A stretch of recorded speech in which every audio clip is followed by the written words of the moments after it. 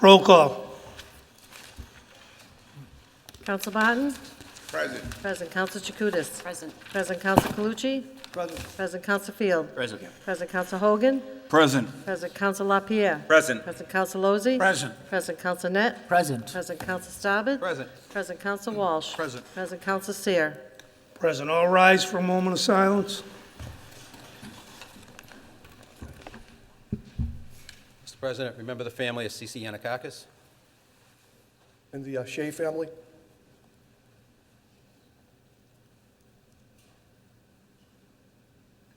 Pledge of allegiance to the flag of the United States of America, to the republic for which it stands, one nation, under God, indivisible, with liberty and justice for all.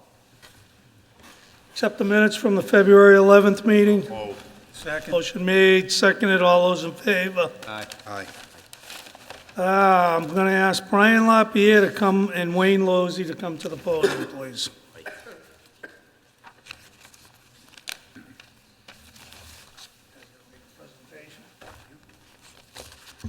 Thank you, Mr. President. We're here this evening to begin our council meeting to recognize some great middle school students from Pickering Middle School that took some of their time out of their Martin Luther King weekend holiday to refurbish the ladies' room of the Pickering Middle School. And myself and Ward 1 Councilor Wayne Lozey, along with all of our colleagues on the Lynn City Council, really applaud your work that you've done under the direction of Ms. Coffey, who's your guidance counselor. And I know this was a great effort, real grassroots effort and leadership that you all partaked in. And it's really, when I saw pictures of your work, the before and after in particular, it was really unbelievable, the work you did with a lot of sweat equity, and you really made the bathroom really stand out. And what we need to do is more of this in refurbishing what is a 105-year-old middle school, and that we hope someday will be a brand-new middle school. But in the meantime, projects like that you undertook under the direction of Ms. Coffey and other staff and the artists that helped with all of the painting and refurbishing is really needed. So we want to thank you, recognize you. I have all the ladies' names here before me. Would like you to come up, get your citation from Councilor Lozey. And, oh yeah, we can do that. Oh, great. Testing my eyes, Terry. We got to get a larger font next time. So the citation will say, in recognition of your extraordinary efforts on the rehabilitation and renovation of the girls' bathroom at the Pickering Middle School, the Lynn City Council applauds your efforts and your school pride in refurbishing this bathroom. We thank you, your parents, your teachers, and staff for creating such an inspiring message of hope and change to your fellow student body. As the saying goes, anything is possible. With much gratitude and thanks on this day, and it is way to be the change, ladies. So thank you very much again. We'll begin with Cara Logs-Venn. Can you just hold on for 1 second? Yes, of course. Not to stop you from clapping, but the mayor also has citations to give, so I'm going to ask the mayor to come up and just say a couple quick words. Absolutely, okay? great. Thank you. Thank you.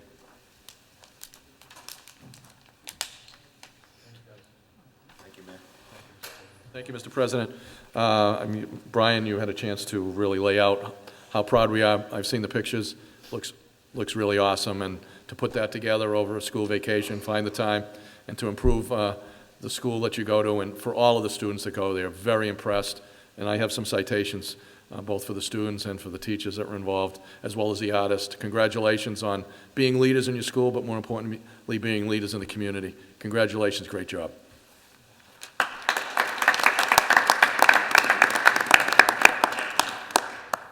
All right, let's start with the students. We have Carla Lux-Venn. Miss Venn, come on up if you're here. All right, how about Kaylee Bullock? Kaylee, are you here? Yes, she is. And Brenna Zinn. And Hannah Desolitz. So we also want to recognize guidance counselor at Pickering Middle School, Miss Dina Coffey, and her colleague Christine Johnson, who was a teacher at the school, and along with John Centrafandi, who was the contributing artist and volunteer. Couldn't make it here tonight, but we'll make sure that John gets a citation as well. Thank you, ladies.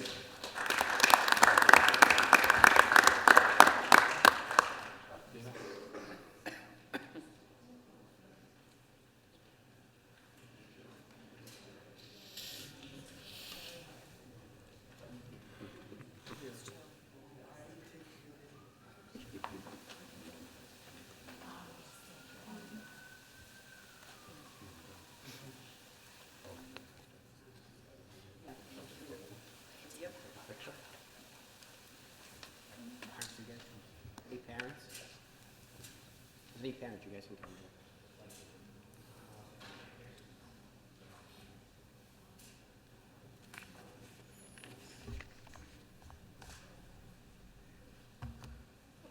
You can go right in there if you want. Oh, thank you.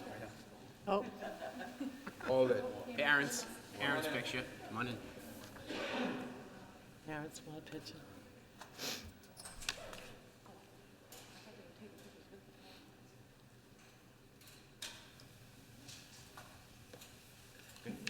Oh, one more. Can't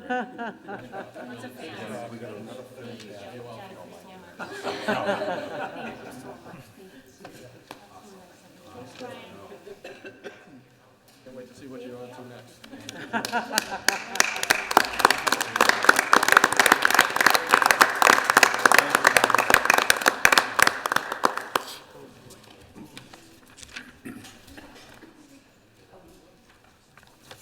Good job, Brian. That was great. So now we're going to have a presentation from the Housing Production Plan, MAPC.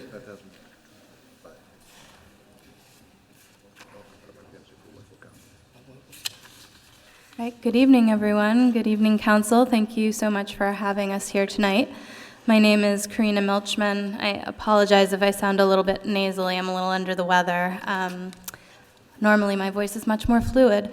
I'm Chief of Housing and Neighborhood Development at the Metropolitan Area Planning Council. I'm here tonight with my colleague, John McCartan. We are both on the Housing Lynn and MAPC planning team, and I'm here tonight to acquaint you or reacquaint you with the planning process and to ask for you all to be engaged in that process as it unfolds. Just a little bit about MAPC for those of you who don't know us. We're the regional planning agency for Greater Boston. So we serve Lynn and 100 other cities and towns, and we do that by providing direct technical assistance on various planning processes, and we also do some advocacy work at the State House. So my goals for tonight, one second, is to, as I said, acquaint you with Housing Lynn, give you an overview of the housing landscape as we're observing it through our data analysis and through the engagement we've done so far with the community, and preview of next steps in the process and take any questions you may have that I'll try to answer. So to start, what is Housing Lynn? I apologize, we struggled a little bit with the setup today, but hopefully you get the gist from the slides. Housing Lynn is a plan for the city to grow together by meeting the needs of low to moderate income residents in particular and planning for future housing demand. And we'll do that by thinking about production of housing that's affordable to a full range of incomes, preservation of the existing housing, and that would include upkeep and modernization, and protections for residents that may be at risk of displacement. So a little bit more about the plan. It's worth noting that it's supported by state grants in addition to MAPC's technical assistance. We're trying to make this a community-driven process so that the end result, the resulting plan, really has the support of the community, and that will help, we hope, with implementation going forward. It's a 5-year plan for housing development and policy. And it meets all requirements for a housing production plan under Massachusetts General Law, Chapter 40B, and that means that it will consider affordable housing need, deed-restricted affordable housing for households earning 80% of the area median income or below. I'll also note that the process began this fall really with more behind-the-scenes data analysis, picked up this winter with community engagement, and is expected to continue through next fall. So just unpacking 40B a little bit more, the state recommends that all communities have a housing production plan, but particularly those that are below 10% on the subsidized housing inventory, meaning they have less than 10% deed restricted housing in the community. Lynn is at about 12.5%, so the city is undergoing this planning process voluntarily. And MAPC was invited to lend assistance in the planning process by the mayor's office, and we're working very closely with Lynn Housing and Neighborhood Development to execute the planning process. There are a few things the state expects to see in a HPP in order to approve it, and that's demographic and housing analysis, including projections for the future. MAPC develops these projections every 10 or 20 years, and we're in the middle of developing a new set of projections for the whole region, including Lynn. We also have to assess development constraints and identify specific development opportunity sites. So where would housing development go? Where does it make sense? What kind of development makes sense where? And then finally, it includes housing goals and strategies to help the city advance those goals. And that includes an affordable housing production target, which is really rooted less in 40B and more in local need for affordable housing. And then at the end of the process, we'll ask you as the council, as well as the planning board, to adopt the plan. And that's all the more reason that we hope you'll engage with the planning process as we go along, so that we're sure to wind up with a plan that you feel comfortable adopting. And then once it's locally adopted, MAPC can submit it on behalf of the city to the state for approval. So a little bit about the process so far. As I mentioned, we started in the fall really doing preliminary analysis of quantitative data to understand the Lynn community, the demographics, the housing supply, how well the population and the housing supply match up, how well the housing meets the needs of the community. And I'm going to show you some key highlights from that analysis. We had a housing workshop at the Lynn City Summit in November, which was a much larger event where transportation, schools and education and many other topics were discussed, but we did facilitate a housing workshop that had very good turnout, and we focused mostly on what people perceived Lynn's housing challenges to be.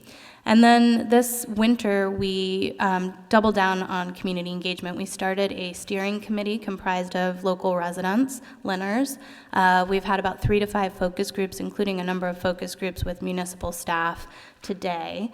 Countless one-on-one interviews, and we had a public forum on January 7th that had really good turnout. We had about 110 people there, and we continued the discussion of housing challenges at that forum. We also asked people to engage in a visioning exercise where they imagined what kind of city they wanted Lynn to be in 5 years, and we heard things like affordable, safe, clean housing, climate resilient, anything else, John? I think those were the most commonly cited values. So, as I mentioned, we've done some data analysis, and this is a very high level, just some key takeaways. One of the things we were struck most by is that Lynn is a fairly unique community in our region, and I think you can trust me when I say that because I work with all 101. So Lynn is unique in that it's a place of relative affordability, as a lot of other communities saw really rampant increases in their housing markets, particularly in the inner core. Lynn so far has remained a place of relative affordability, and because of that, it remains home to people of color. You can see this is a breakdown of population by race and ethnicity, and there's a significant Latinx community, a significant Black community, and significant Asian community. It also remains home to low-income households. So these are 2 graphs. One is households by income, and one is households by income status. So if you think about income status, that's a spectrum established by the federal government, and it's most important for our purposes to consider low-income households, because that's the kind of housing the state is asking us to think about through a housing production plan process. And that means households that are earning 80% of the area median income. The area median income, that's the area for Lynn, but it's also a much larger area, so it's a fairly high median income, over $100,000. 80% of it for family 4 is about $89,000. For a household of 1, about $62,000. So in Lynn, we have about 62% of households qualifying as low income. But if you look at the graph next to it, which is households by income distribution, you can see that there are many households who make much less than 80% of the area median income. About a quarter of all Lynn households make $25,000 or less. And the median income for Lynn compared to the area median income is about $55,000. So there's a big difference there. Lynn is also home to a lot of renters. The majority of households in Lynn, slight majority, are renters. And this matters to our thinking in particular because renters are more at risk of any negative consequences that come with fluctuations in the housing market. We also know that renters in Lynn tend to make less. So their median income is about $34,000 compared to homeowners at about $86,000. And finally, Lynn is home to a lot of families. We know this to be true. We see increases in school enrollment. Schools we hear are at capacity. That's because there are so many families in Lynn.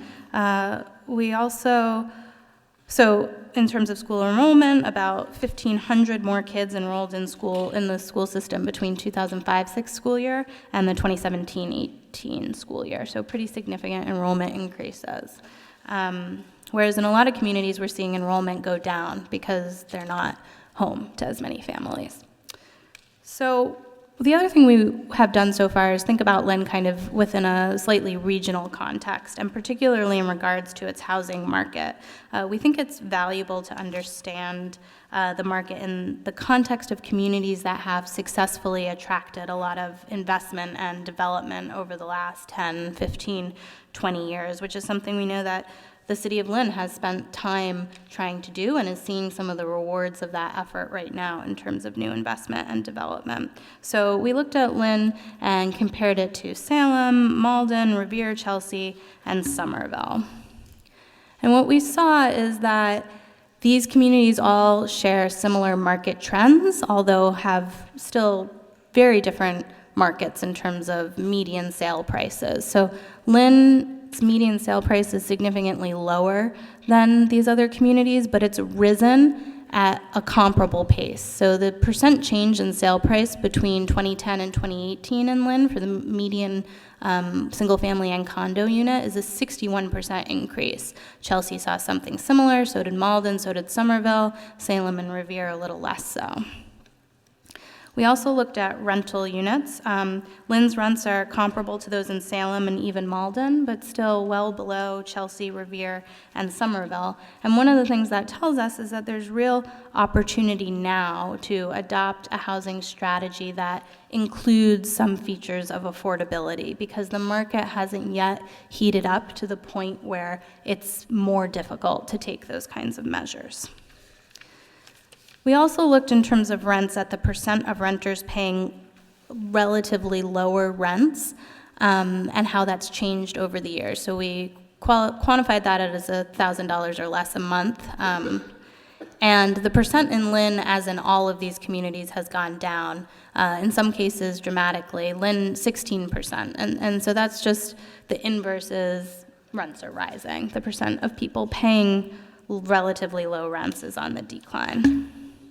And then finally, we looked at cost burden, which is a measurement of how well people can afford the housing they're occupying. And we looked at it particularly in terms of low-income renters, because the higher income you have, the more options you have in a community.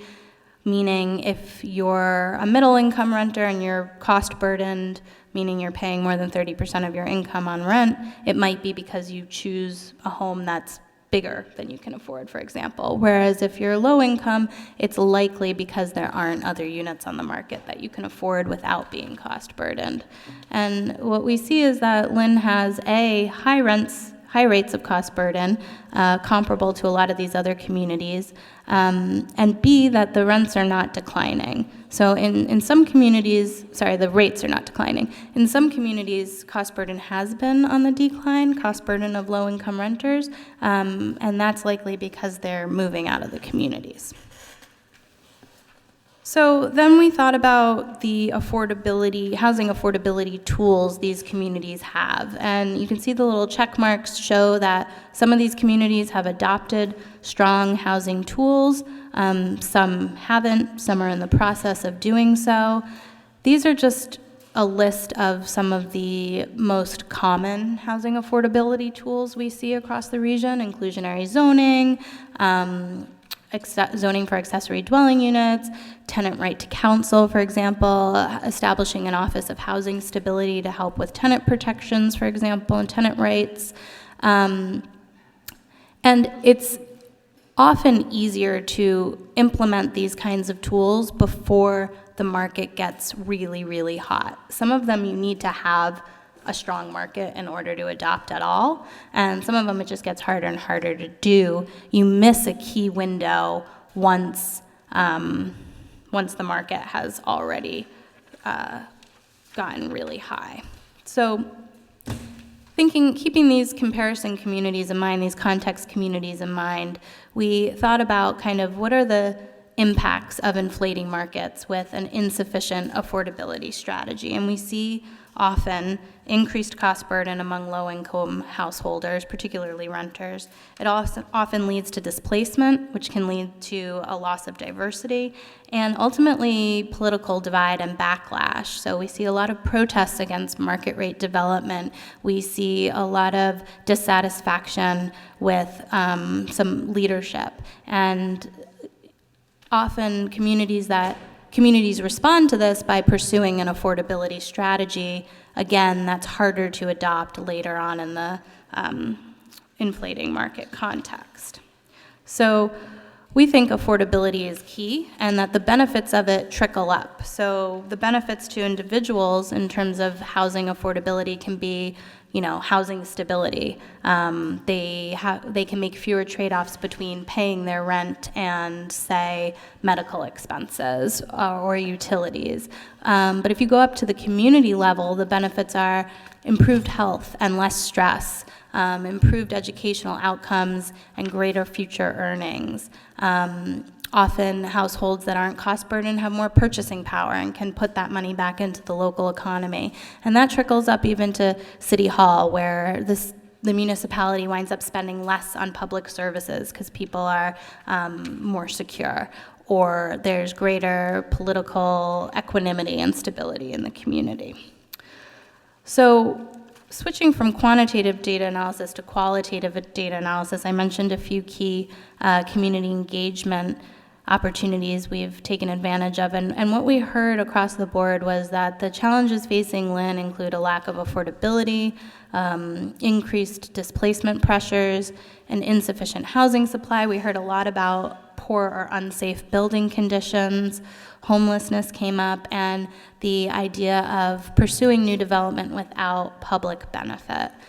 And the vision, as I mentioned earlier, that people want to go towards is a more affordable, safe, diverse and inclusive, friendly and welcoming, sustainable and clean Lynn. So Housing Lynn intends to provide a blueprint for how to address these challenges and work towards that vision by answering these questions. What kind of programs can respond to Lynn's housing challenges?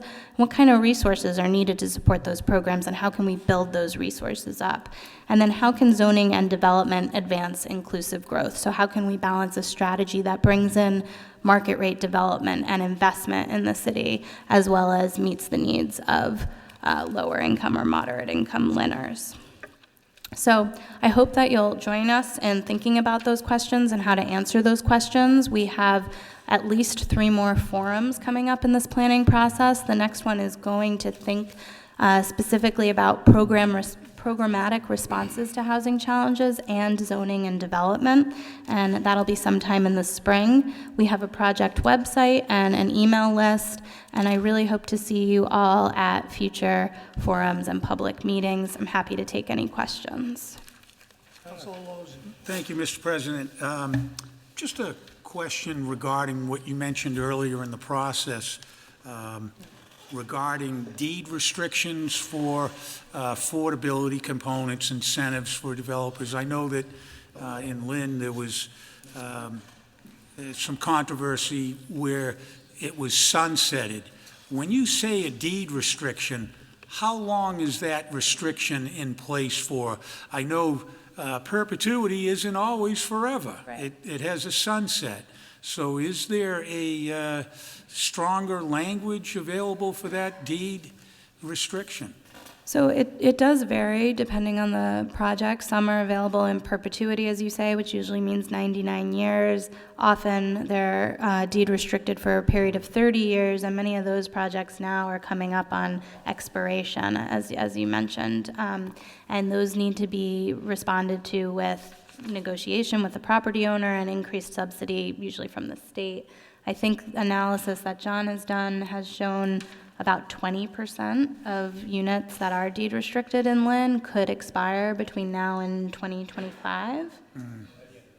By the end of this year, 2020. Yeah, that's going to result in a crisis, and it's not good for this community. I think that there was some short-sightedness at some point, and it's easy to give out these incentives, but thinking that, oh, well, 30 years is fine, but it ends up that 30 years later, we have a lot of problems. Yeah, no, I think that's true. And for better or worse, perpetuity or 99 years is the strongest restriction there is out there. So certainly thinking about any new deed restrictions, that would be a good goal. Thank you.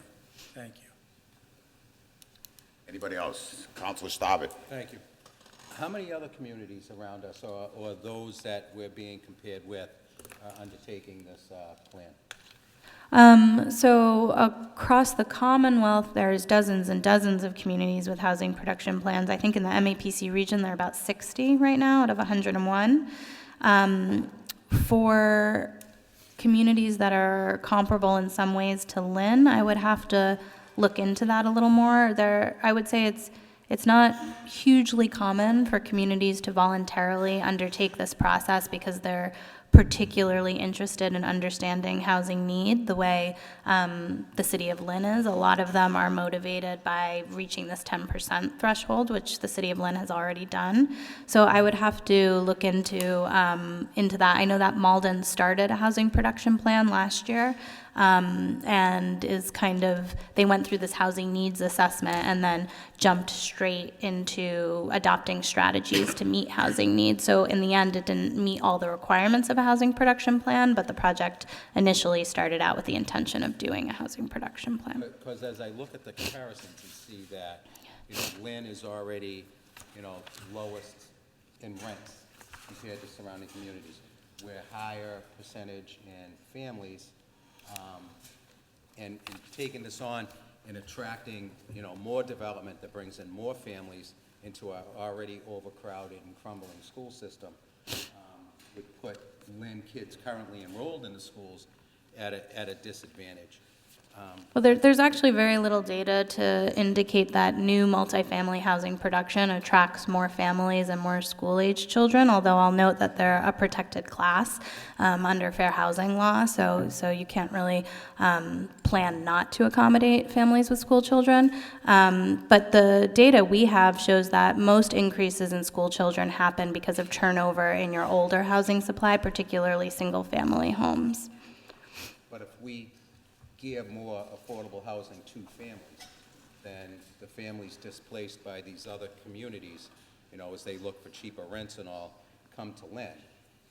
And as you said, what the numbers are in growth in our schools over the last, 10, 15 years,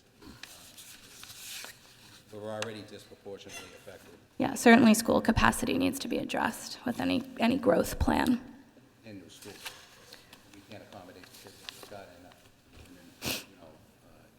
aging number of schools that we have, 26 schools, that many over 100 years old. You know, we're finally at a point, I think, where we're attracting some interest in market rate housing that would bring in, typically geared towards non-family, being located in spaces that aren't displacing anybody. Yet we keep on hearing how we have to increase the number of affordable housing units in the city, when I think that, you know, the surrounding communities, I think, need to step up in a way that Lynn has over the years. Yeah, so certainly MAPC as a regional planning agency advocates a regional approach to meeting housing need and affordable housing need. I think that's absolutely true. This is a local plan and under local jurisdiction, so it'll be thinking about the power that you have as an individual municipality. But MAPC is working on our regional plan, Metro Common 2050 right now, which will have recommendations for the region as a whole, all 101. And just one more question, Mr. President.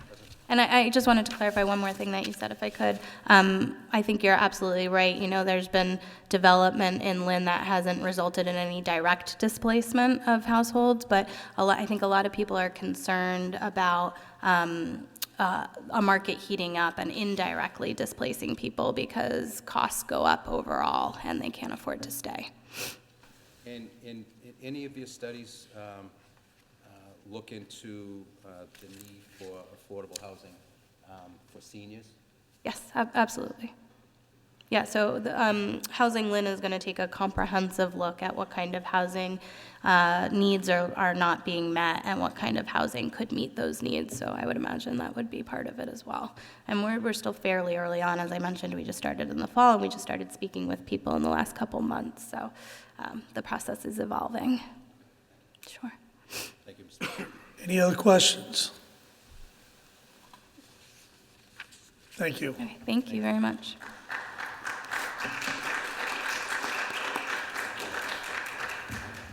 Public hearings to be set down. We have no I'm sorry. We have no public hearings. Public hearings to be set down. Petition of National Grid and Verizon to install a joint pole on Fair Oaks Ave, and National Grid to install a 40-foot wood pole to anchor a leaning pole, number 19, to extend service to the house number 58 and number 60. Petition of Extenet Systems for permission to construct a small cell wireless telecommunications facility to be attached to an existing utility pole located on a public way at the following locations: Beacon Hill at 42 Rock Ave, 255 Chestnut Street, 329 Essex Street, 195 Hamilton Ave, 6 Mariana Street, 70 Rogers Ave, 165 Washington Street, Varnum Street, at Ray Street, 985 Weston Ave, and 426 Boston Street. It's the wish of the council. Motion Second. made. Second. All those in favor? Aye. Committee reports, Education, Environmental Affairs, Councilor Jacutis. Council Lapierre is going to explain. Oh, I'm sorry. No problem, Mr. President, thank you. We had a presentation by Echo Bricks, Nathan Gray, and it was informational, and we did work with assigning or authorizing Attorney Lamanna to work closely with Commissioner Hall to identify up to 4 Echo Brick bins, cylinder bins, so that residents can deposit empty sort of 16-ounce water bottles like Poland Springs or Nestle. And the hopes are by April 25th, which is Earth Day, there's going to be a public community effort, sort of a workshop on Echo Bricks held at the Thurgood Marshall Middle School. Nathan is collaborating with various schools in our city and throughout the North Shore to build a sustainable, sort of non-renewable, it's a energy-saving, conservation, plastic reducing initiative that we fully support as a pro-environmental council that we are. So we've instructed Attorney Lamanna to work with Commissioner Hall on this project called Echo Bricks through April of Earth Day, April 25th. And it was full recommendation of the committee, motion to accept. Motion made, seconded. All those in favor? Aye. Public Safety, Councilor Barton. I was in another meeting at that time. Councilor Walsh chaired that meeting. Councilor Walsh. Thank you, Mr. President. It was unanimous vote of the committee. Motion to approve. Motion made. Second. All those in favor? Aye. Ways and Means, Councilor Net. Yes, Mr. President. all financial transfer were voted by the committee to approve. I make a motion to accept. Motion made, seconded. Would the clerk read all the transfers, please? Okay, we have 2 grants. Order that the city comptroller be and is hereby authorized to take the following action. Certifies an available fund the amount of $5,520 to the City of Lynn Fire Department by FY20 firefighter turnout gear grant. Certifies an available fund an additional amount of $100,000 as allotted to the City of Lynn Health Department to fund the FY20 Substance Abuse Prevention Co-Grant. These orders were laid over from February 11th. Transfer the sum of $74,963 from the account of TRE expense to the account of DPW expense to purchase additional equipment, Bobcat with all accessories. Transfer the sum of $25,000 from the account of reserve expense to the account of CFO expense to fund a wage analysis report. Transfer the sum of $104.90 from the account of DPW expense to the account of DPW prior year bills to fund a prior year bill. We have a statement of interest orders.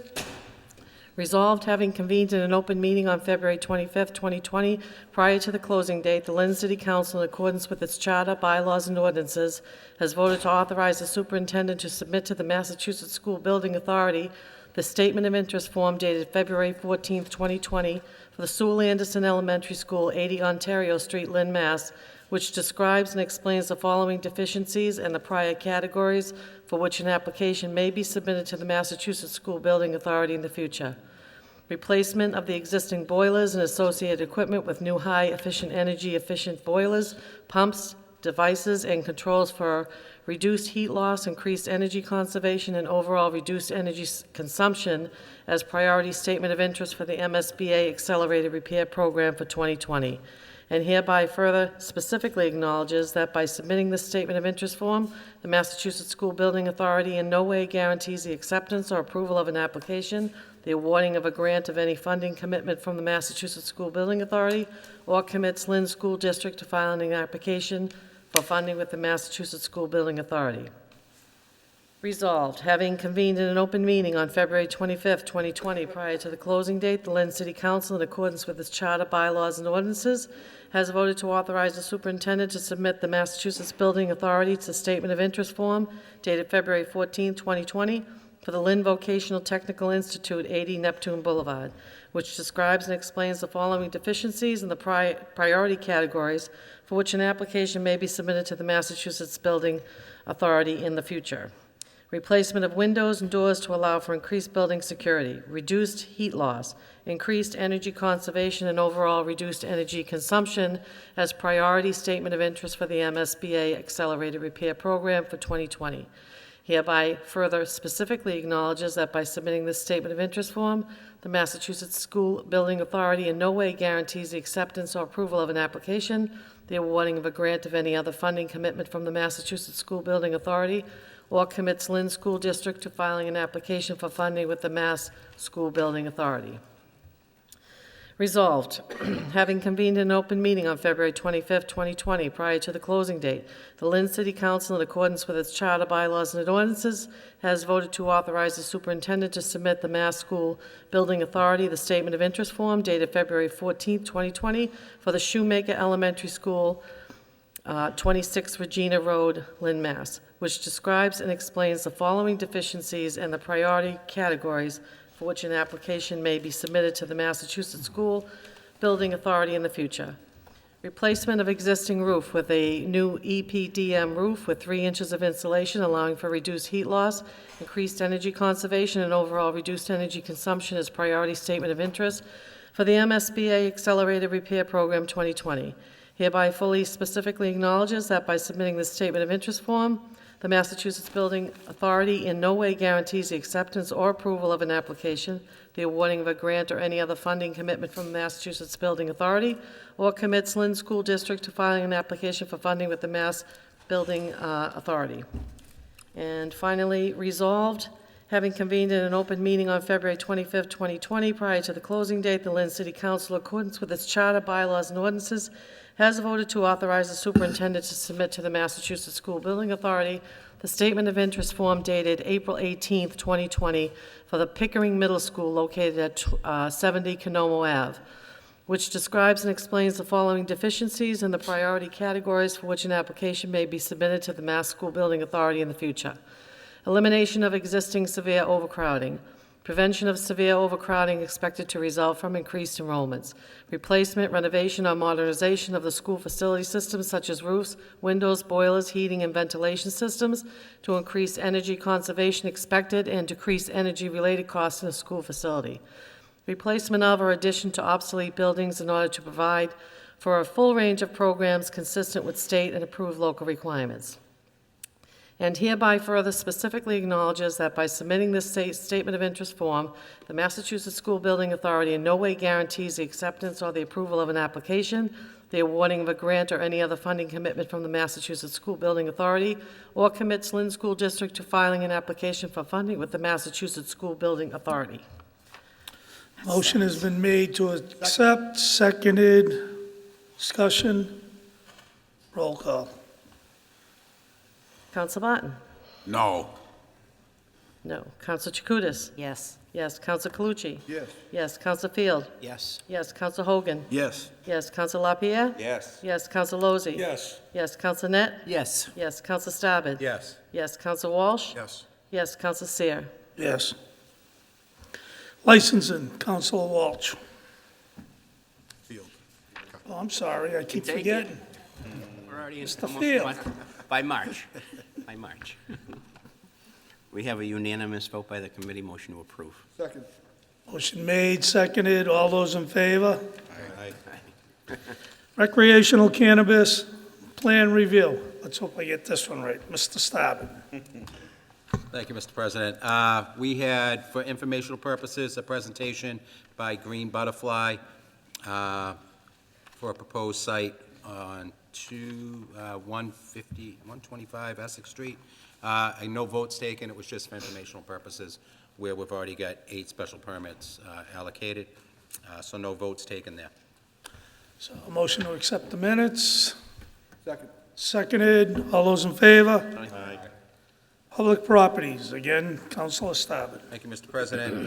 We had a request from Mount Olive Church to use the Johnson Street parking lot on July 12th from 12 to 5 for a cookout.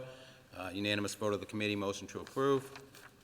Motion made to approve, Second. seconded, all those in favor? Aye. Any old business? President? Mr. President? No old business, Mr. new President? business. Oh, I'm sorry. Counselor Staben. We also had a presentation by Attorney Lamanna regarding the RFP for the senior center, and that was just for informational purposes. It will take up at a future meeting. Again, just for informational purposes. Okay. Motion made, seconded, all those in favor? Aye. Any old business? Any new business? I do have a little bit of new business. There is early voting downstairs till Friday. Regular business hours, so until 12:30 on Friday. You can come, I already voted. I know a lot of other councilors did. Council Barton yelled at me because he thinks I should go to my polling place, which I will be there on Election Day. But I just wanted to make sure I voted, so hope the public gets out and votes early. Not often, but early. Any other new business? Motion to adjourn. Motion made to adjourn. Second. All those in favor? Aye. All good tonight.